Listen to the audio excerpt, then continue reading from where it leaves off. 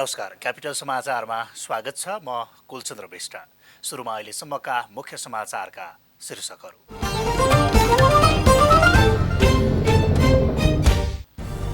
माओवादी केन्द्र परित्याग गरी एमाले प्रवेश गरेका 4 मन्त्रीहरूको सांसद पद खारेज। मन्त्री पद धरापमा, पदमै कायम रहन 6 महिनाभित्र सांसद हुनुपर्ने संवैधानिक व्यवस्था। विकास निर्माणका काम चमत्कारिक ढङ्गले भएको प्रधानमन्त्रीको दाबीलाई कङ्ग्रेस सांसद थापाद्वारा अल्पज्ञानको संज्ञा।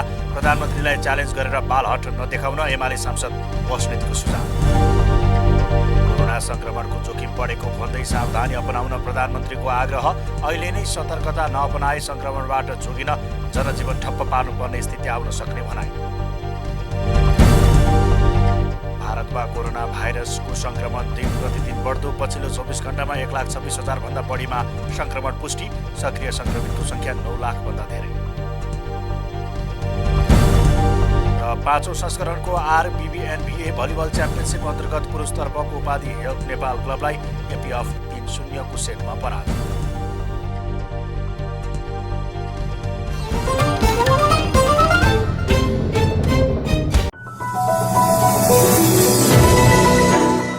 अप्ठ्यारो भएको ठाउँ कहीँ पनि मैले देखाएको छैन।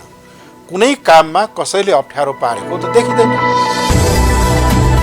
एक अर्काको अन्तर्विरोध यति धेरै चर्केको अवस्था छ कि त्यसो भएको हुनाले कानुनी रूपमा पुछतारको अवस्था भन्न सकिए तापनि राजनीतिक रूपमा चाहिँ हामी त्यो ठाउँमा छैनौँ भने लाग्छ। नयाँ ढङ्गबाट चाहिँ हामीले मुलुकलाई राजनीतिक निकास दिएर अगाडि बढ्नुपर्छ। सोचोमोचो मिलाएर बनावटी अँगालो मारेर त पार्टी एकताबद्ध हुन्न। अनि राजदूत पनि हुने अनि नागरिक समाज पनि मै हुँ भन्ने त्यो दोहोरो भूमिका चाहिँ खेल्न मिल्दैन। मानवाधिकार कर्मीलाई तिम्रो गैर राजनीतिक हौ भनेर भन्न चाहिँ मिल्दैन। मानवाधिकार भनेको नै राजनीति हो। 50 चाहिँ मिड पोइन्टलाई गरेको छ। 50 मिड पोइन्ट भने 50 भन्दा कम आएको मुलुकहरू चाहिँ भ्रष्ट मुलुकमा गनिन्छ। हामीले सहयोग गरेको देशहरू आज कहाँ पुगिसक्यो अनि त्यही देशमा चाहिँ हामी गएर चाहिँ अहिले रोजगारको लागि जाँदैछौँ। त्यो बाँकी पनि राख्नुपर्छ। फेरि भोलि चुनावमा जानलाई चाहिन्छ त्यो राखिन्छ। यो अब दुध छ, दुध त राम्रै दुध हो। अलिकति अमिलो भएपछि दुध त फाटिहाल्छ नै। यो एकताले यिनीहरूको सबै पुरानो गजागोले भएको हो।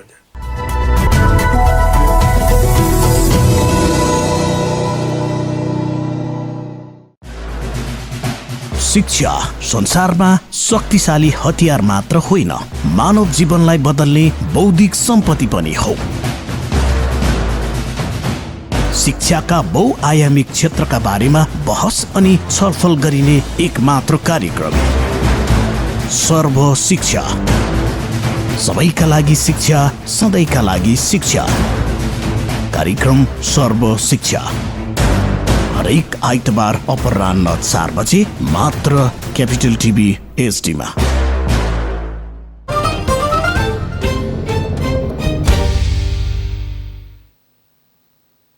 क्यापिटल समाचार अब विस्तारमा। नेकपा माओवादी केन्द्र परित्याग गरी नेकपा एमाले प्रवेश गरेका 4 जना मन्त्रीहरूको सांसद पद खारेज भएको छ। संघीय संसद प्रतिनिधि सभाको बिहिबारको बैठकमा सभामुख अग्निप्रसाद सापकोटाले अर्घाखाँचीका टोपबहादुर रायमाझी, कैलाली 4 का लेखराज भट्ट, रौतहट 3 का प्रभु शाह र कैलाली 3 का गौरीशङ्कर चौधरीलाई सांसद पदबाट मुक्त गरिएको जानकारी गराउनु भएको हो। नेकपा माओवादी केन्द्रका संसदीय दलका नेताका तर्फबाट उहाँहरूले दल त्याग गरी नेकपा एमालेमा प्रवेश गरेको बेहोरा संलग्न भई राजनीतिक दल सम्बन्धी ऐन अनुसार व्यवस्था गर्न भनी सचिवालयमा पत्र पठाएकाले सभामुख सापकोटाले सोही अनुसार राजनीतिक दल सम्बन्धी ऐन 2073 को दफा 35 को उपदफा 1 र प्रतिनिधि सभा नियमावलीको 2075 को नियम 212 को उपनियम 1 बमोजिम सांसद पदबाट मुक्त भएको जानकारी प्रतिनिधि सभालाई गराउनु भएको हो। राजनीतिक दल सम्बन्धी ऐन अनुसार दल परित्याग गरेका सांसदहरू सांसद पदबाट स्वतः पदमुक्त हुन्छन्। संविधान अनुसार मन्त्री हुनका लागि प्रतिनिधि सभाको सांसद हुनुपर्छ। उहाँहरूलाई पदमै कायम राख्नका लागि 6 महिनाभित्र सांसद हुनुपर्नेछ। सांसदहरूले समसामयिक राजनीति र क्षेत्रगत समस्याबारे सरकारको ध्यान आकर्षण गराएका छन्। प्रतिनिधि सभाको बिहिबारको बैठकको शून्य समयमा बोल्दै सांसद लालकाजे गुरुङले प्रतिनिधि सभालाई व्यवस्था गरेर प्रधानमन्त्री केपी शर्मा ओलीले राजा महाराजा भन्दा महान ठान्ने गरेको आरोप लगाउनु भयो। सांसद लालबहादुर थापाले गत साउन 4 25 र भाद्र 2 गतेको बाढी र पहिरोले बाजुरा जिल्लाका विभिन्न नगरपालिकाका वडाहरूमा खेतीयोग्य भूमि बगाएको र कैयौँ विस्थापित भएको भन्दै विस्थापित परिवारलाई पुनर्स्थापना गरी उचित राहतको व्यवस्था गर्न माग गर्नुभयो। सांसद विमला विश्वकर्माले 3 वर्षीय अवधिमा सरकारले गरेका कामहरूको स्वागत गर्नुभयो। सांसद शान्ता चौधरीले विकासप्रेमीहरू खुसीले गदगद भएको भन्दै सरकारका कामहरूको प्रशंसा गर्नुभयो। सांसद सत्यनारायण शर्मा खनालले बाँस गाँस नभएको जात चेपाङ बस्तीहरू चलाउने र भत्काउने काम गरेको भन्दै सत्य पहाडीले प्रधानमन्त्री केपी शर्मा ओलीले काम गरेको भन्नुभयो। त्यस्तै सत्य पहाडीले प्रधानमन्त्री केपी शर्मा ओलीले असंवैधानिक ढङ्गले प्रतिनिधि सभा विघटन गरेर सांसद र संसदको अपमान मात्रै नभई अस्तित्व समेतलाई धुलोमा मिलाउने कोसिस गरेको आरोप लगाउनु भयो।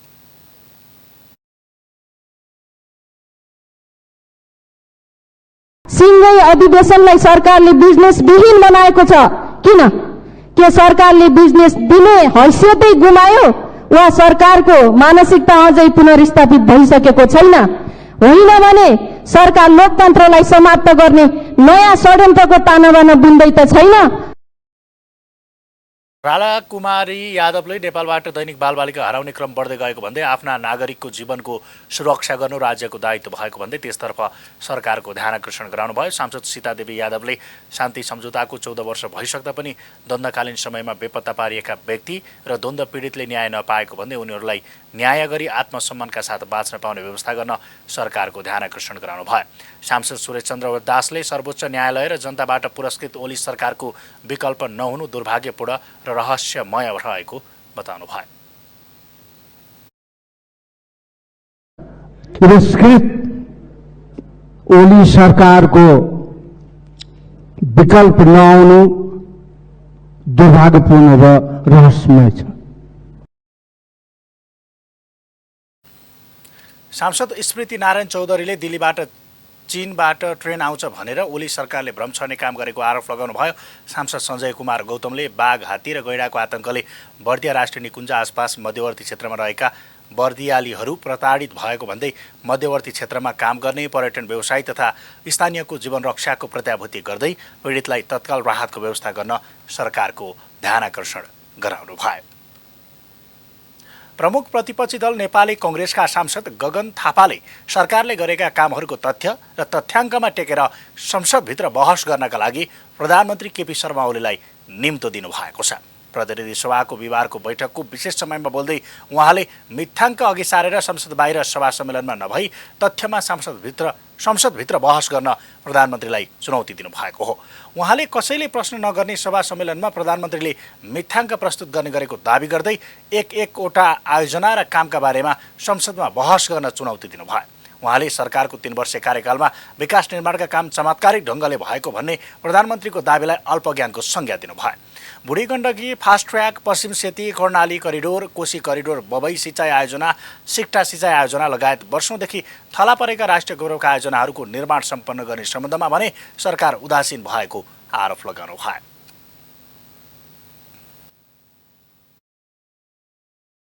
सम्माननीय प्रधानमन्त्री भनिराख्नु भएको छ, यति धेरै विकास निर्माणको काम कहिले पनि भएको थिएन, यो त चमत्कार भयो। प्रधानमन्त्रीजीलाई यो चमत्कार भएको किन लागिरहेको छ? दुईटा कारण हुन सक्छ।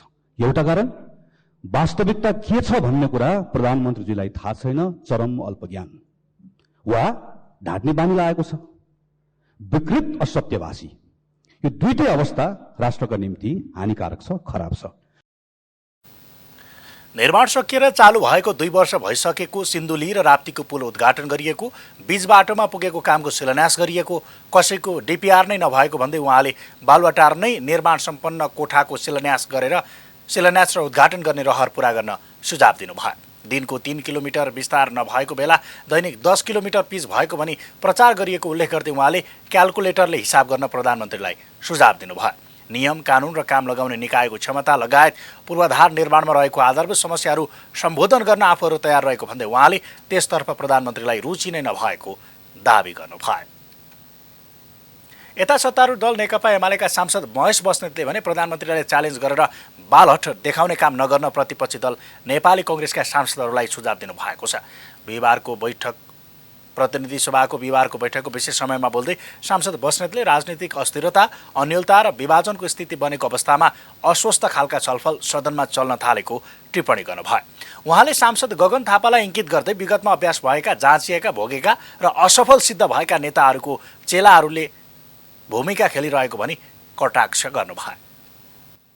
अहिलेको राजनीतिलाई अस्वस्थ ढङ्गले लान चाहने साथीहरू विगतमा अभ्यास भएका, जाँचिएका, भोगेका र असफल सिद्ध भएका नेताहरूका चेलाहरूले यो कुरामा भूमिका खेलिरहेका छन् र राज्यको स्रोत साधन र शक्तिलाई आफू ठिक ठाउँमा हुँदा दुरुपयोग गर्ने र आक्रमण्य भूमिका खेलेका साथीहरूले भूमिका खेलिरहेका छन्। प्रधानमन्त्री राजनेताको रूपमा अगाडि बढ्ने लक्षण देखिएको भन्दै उहाँले सरकारले गरेका विकास निर्माणका कामको विरोध गर्ने सांसदहरूलाई मेरो निर्वाचन क्षेत्रमा सडक चाहिँदैन भनी भन्न चुनौती दिनुभयो। मेलम्ची, धरहरा लगायत निर्माण आयोजनाहरूको फेरियस्त दिँदै उहाँले सरकारले वैदेशिक व्यापार र गुमेको भूमि फिर्ता ल्याउन महत्त्वपूर्ण भूमिका खेलेको दावी गर्नुभयो। राजनीतिक दल सम्बन्धी ऐन अनुसार दल फुट्यो भने मात्रै विश्वासको मत लिनुपर्ने भन्दै उहाँले प्रधानमन्त्रीको राजीनामा माग्नु कुतर्क भएको टिप्पणी गर्नुभयो। 164 वटा निर्वाचन क्षेत्रसित सम्बन्धित सडकहरू रणनीतिक सडकको रूपमा शिलान्यास हुँदा किन टाउको दुख्दैछ? एउटा सांसद भौतिक पूर्वाधार मन्त्रालयमा धाएर त्यसमा सडक प्रस्तुत गर्छ। ठिक छ, मेरो निर्वाचन क्षेत्रमा त्यो सडक चाहिँदैन भन्ने हिम्मत छ भने हिम्मतका साथ बोल्नुहोस्, होइन भने यसको विरोध गर्नुभएको कुरा जनता सबैले यसलाई महसुस गर्नुभएकै छ भन्ने मलाई लाग्छ। उहाँले माओवादी केन्द्रले दिएको विश्वास फिर्ता लिन पनि नसकेको र अविश्वासको प्रस्ताव पनि ल्याउन नसकेको टिप्पणी गर्नुभयो। सभामुखले संसदमा सहभागी हुन प्रधानमन्त्री आए पनि सहभागी हुने वातावरण नमिलाएको आरोप लगाउनु भयो। उहाँले 1 महिनाको दौरानमा 6 पटक बैठक बसेको र पहिलो दिनको बैठक नै ढिलो गरी सुरु हुँदा 45 मिनट बसेर प्रधानमन्त्री फर्किएको उल्लेख गर्नुभयो।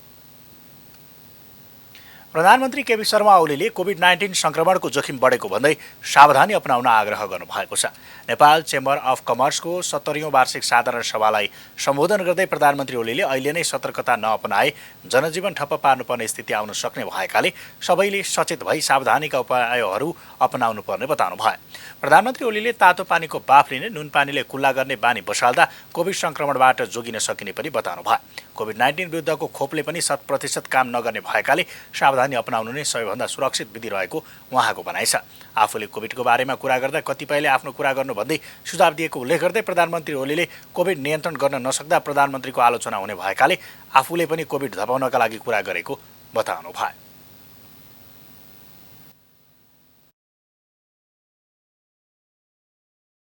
गरेर सफा गरिदिउँ। पहिले गरेर नाकमा बस्ने हो कोरोना, त्यहीँबाट फालिदिएपछि नुन पानीले गार्गल गरिदिउँ। सकिन्छ भने अम्माका 2टा पात उमालिदिउँ, बेसरी गार्गल गरिदिउँ।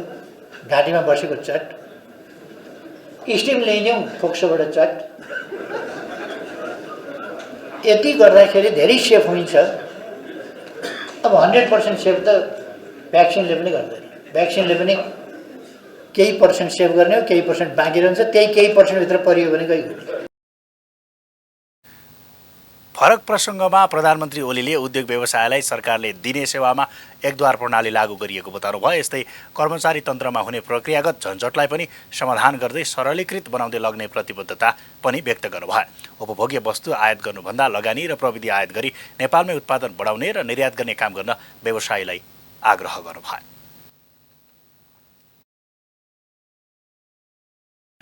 मान्छे बिमारी हो, प्रधानमन्त्रीलाई गाली आउँछ। निःशुल्क परीक्षण गरिएको छ, निःशुल्क उपचार गराइएको छ, निःशुल्क खोप लगातार चलाइएको छ, तर पनि प्रधानमन्त्रीको आलोचना भइरहेको छ भने कोभिड जहाँ लागे पनि प्रधानमन्त्रीलाई हमला हुन्छ भने प्रधानमन्त्रीले कोभिडलाई लखेट्नु परेन। अन्य मुलुकको तुलनामा नेपालको अर्थतन्त्रमा कोभिड-19 को प्रभाव कम परेको दावी पनि प्रधानमन्त्री ओलीले गर्नुभयो। कोभिडको कारण नेपालको पर्यटन क्षेत्र सबैभन्दा धेरै प्रभावित भएको र अर्थतन्त्रमा धक्का भए पनि उठ्नै नसक्ने गरी भने असर नपरेको बताउनु भयो। क्यापिटल समाचारमा वपालो विश्रामको।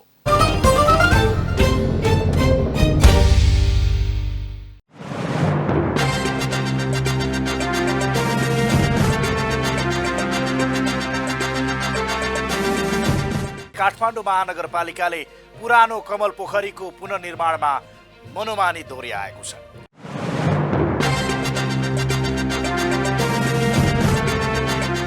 काठमाडौँवासीको सपनाको महासागर मेलम्ची।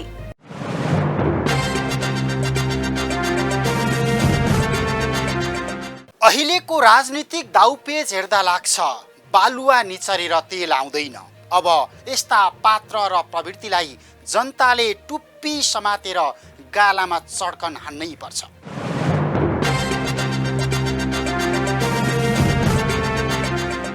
ऊ भने बुट, लाठी, मुक्का, लात, सङ्गीन, बन्दुक, तोप देखाउँछ।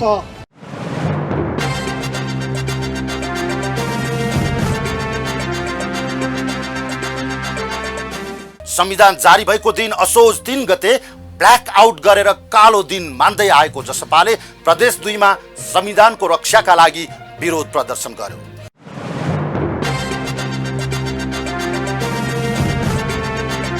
आखिर कठोर कानुन र प्रहरी प्रशासनको अपराध विरुद्ध निर्मम बन्ने प्रतिबद्धताका बावजुद किन अपराधीको मनोबल बढिरहेको छ त?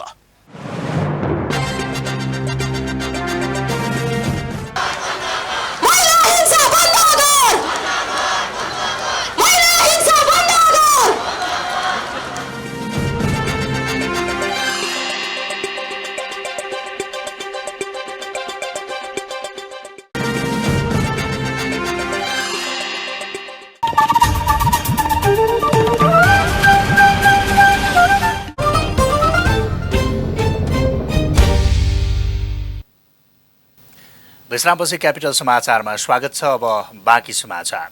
पछिल्लो 24 घण्टामा नेपालमा कोरोना भाइरसका 332 जना संक्रमित थपिएका छन्। यसो अवधिमा 4006 जनाको आरटीपीसीआर परीक्षण गरिएकोमा 332 जनामा संक्रमण पुष्टि भएको हो। स्वास्थ्य तथा जनसङ्ख्या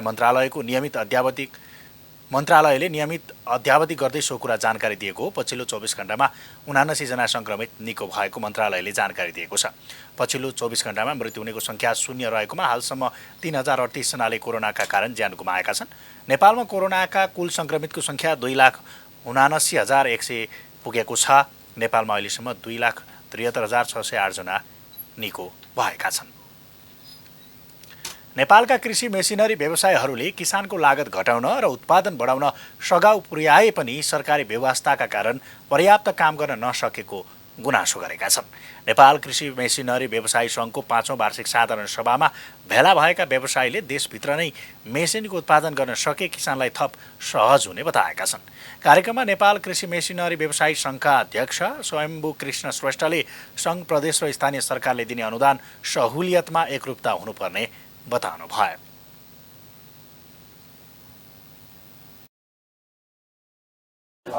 दिइरहेको छ त्यसलाई चाहिँ एकरूप हरेक सेन्टरबाट केन्द्रीय प्रादेशिक स्थानीयमा चाहिँ एकरूपता चाहिँ यो जुन यो अनुदानको प्रक्रिया त्यही सेम होस् भन्ने हाम्रो चाहना छ।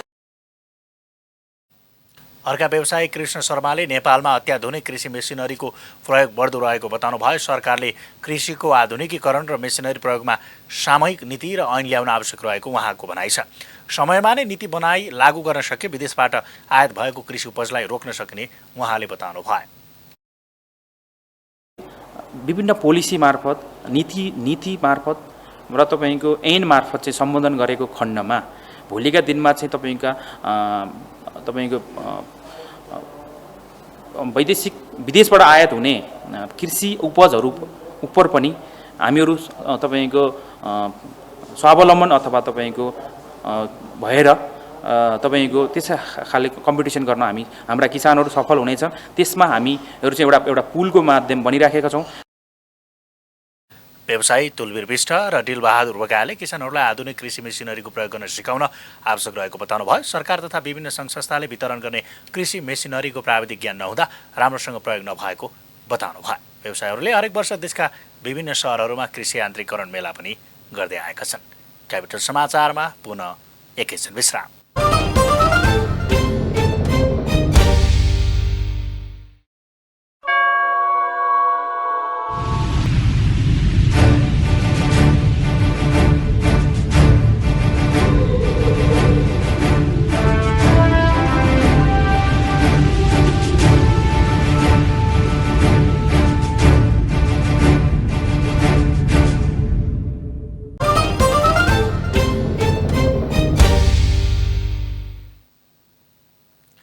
विश्रामपछि क्यापिटल समाचारमा पुनः स्वागत छ। अब पालो आर्थिक समाचारको।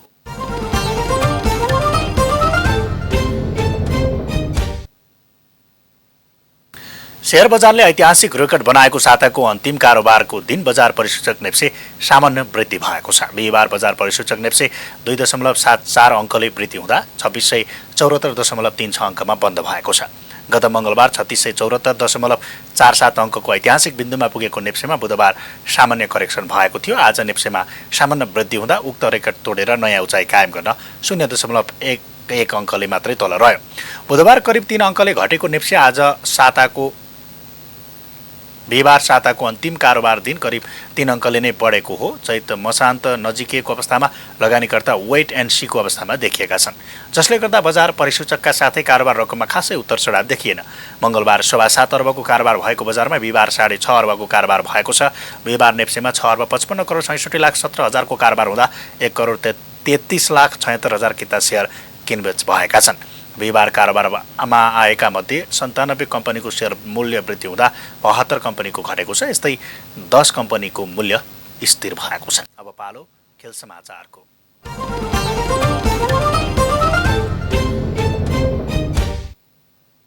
हेल्प नेपाल क्लबले 5औं संस्करणको RBBNVA राष्ट्रिय महिला तथा पुरुष क्लब लिग भलिबल च्याम्पियनसिपको अन्तर्गत पुरुषतर्फको उपाधि जितेको छ।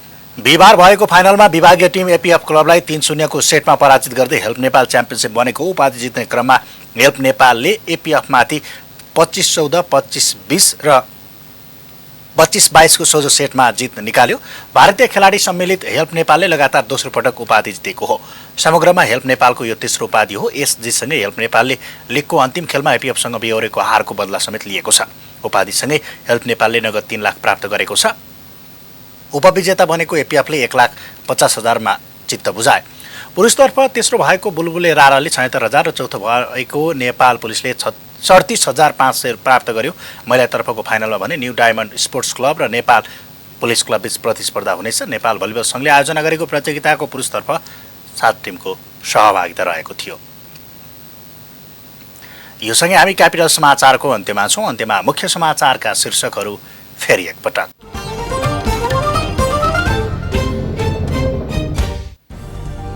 केन्द्र परित्याग गरी एमाले प्रवेश गरेका 4 मन्त्रीहरूको सांसद पद खारेज।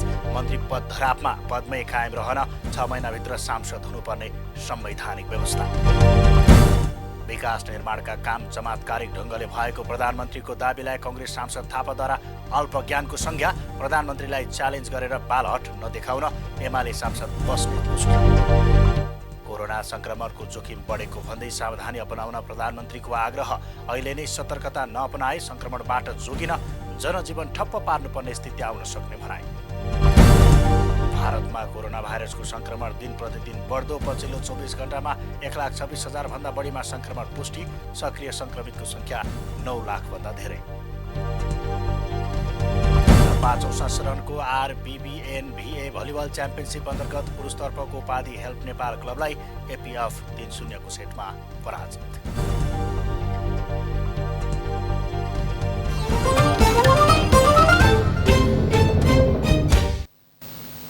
हवस् त, क्यापिटल समाचार अहिलेलाई सकियो। सूचना, मनोरञ्जन र ताजा समाचारका लागि क्यापिटल टेलिभिजन हेर्दै रहनुहोला। नमस्कार।